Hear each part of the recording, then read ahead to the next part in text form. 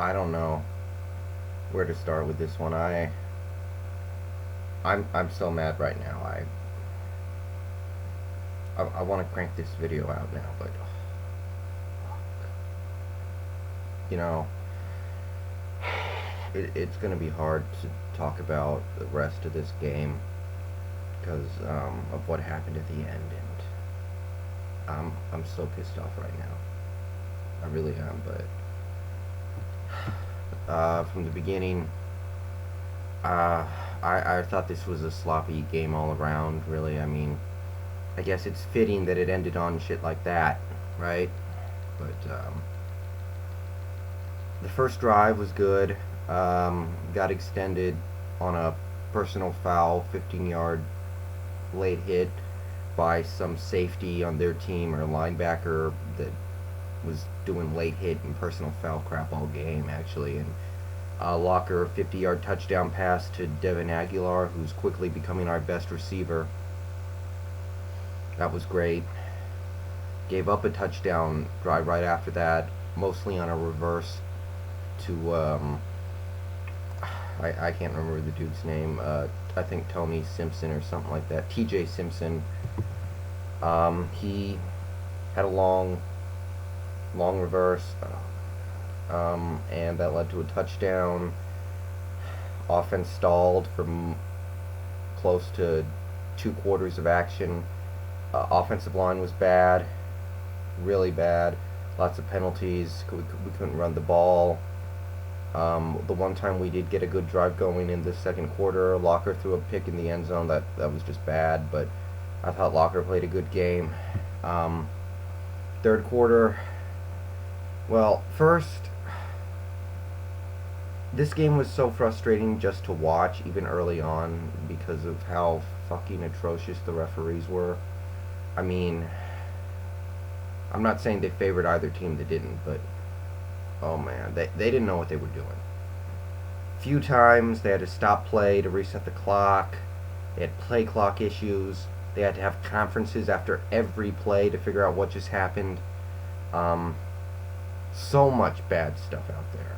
Oh man, it got so frustrating just to watch, and I think the ASU crowd got frustrated with it too because they were booing at the end of the first half because the referees were taking so long to sort the play out.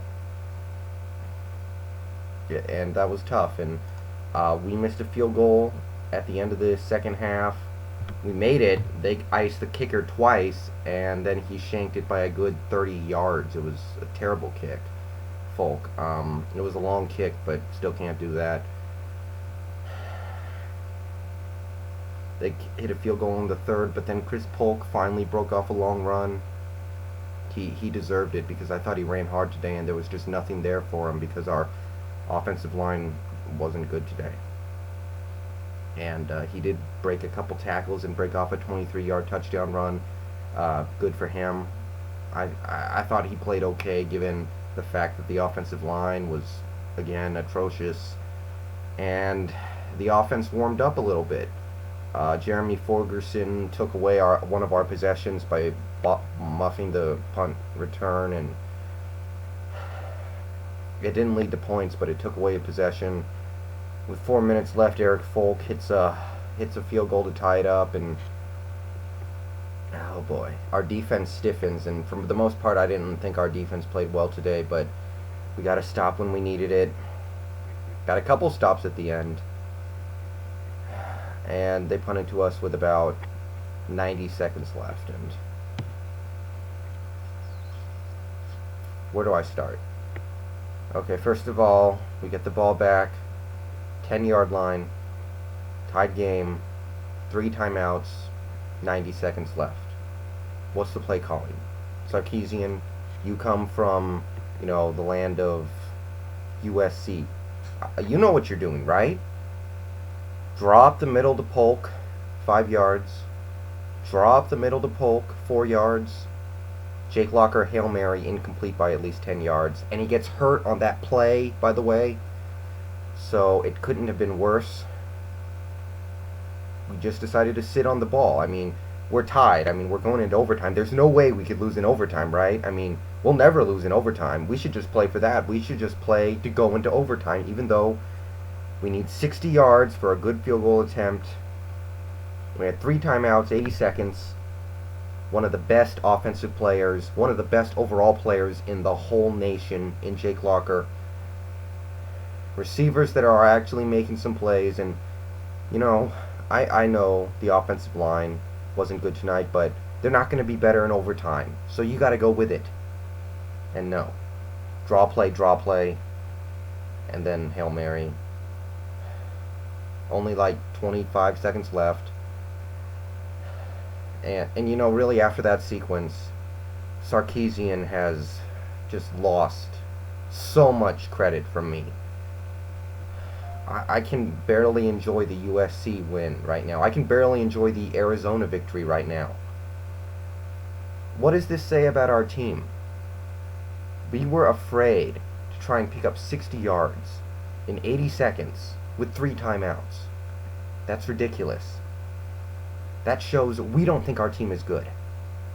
And if we don't think our team is good, if they don't think our team is good, then what am I supposed to think? Clearly we didn't think our offense had it, and I think Sarkisian's wrong on that. But either way, somebody screwed up. At some level, somebody screwed up. Maybe it was the recruiters not getting the offensive talent in here to give us a chance to drive 60 yards in 80 seconds. Maybe it was the players not playing well today, not giving the coaching staff the opportunity to think that we could drive down. But Sark, you've done good things, but you lost everything with me. We're back at square one with me right now. Because that was pitiful. That was bad enough by itself. And then we punt the ball. We didn't even pick up a first down. If we pick up a first down, overtime's pretty much guaranteed. But we couldn't even do that. And then punt return gets back to midfield. And there's like 13 seconds left. And then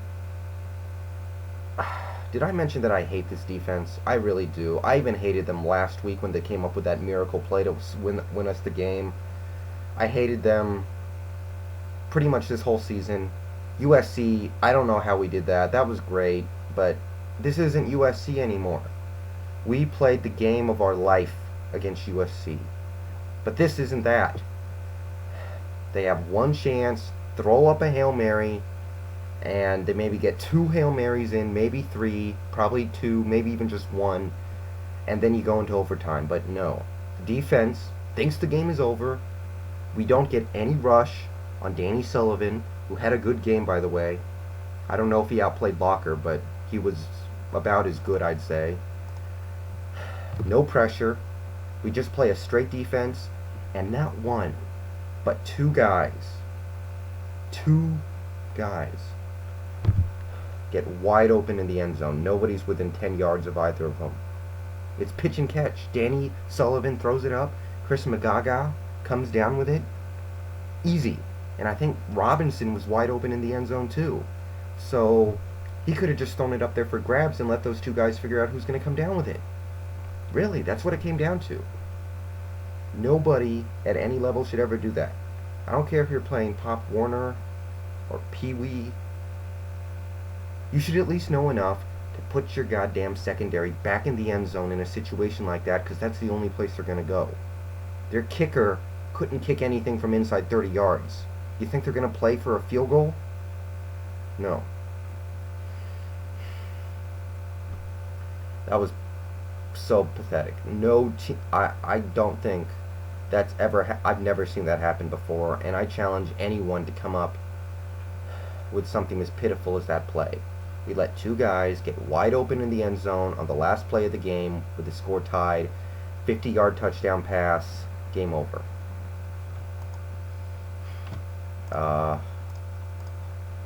You know, Arizona State, I'll say it, you guys played well. I thought you ran the ball real well, a lot better than us. You passed the ball pretty well. The trick play by Kyle Williams was great. Created a touchdown. McFoy, I don't know his first name, but he picked off 2 passes. The last one was the Hail Mary, but who cares? Um, the kicker, obviously, he's hurt right now, but he missed a couple field goals out there, and it was an ugly game, but it was one we had a chance to win, and we blew in the most pathetic way possible. And last year this team was a joke. This team was a joke last year.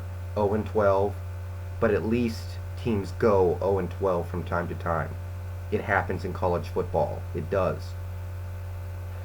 But I ain't never, ever seen a team let two receivers get wide open in the end zone on what basically amounts to a Hail Mary. That's not just bad defense, that's completely inexcusable. And as far as I'm concerned, we can forget about bowl season. This took it out of me, guys. I'm done.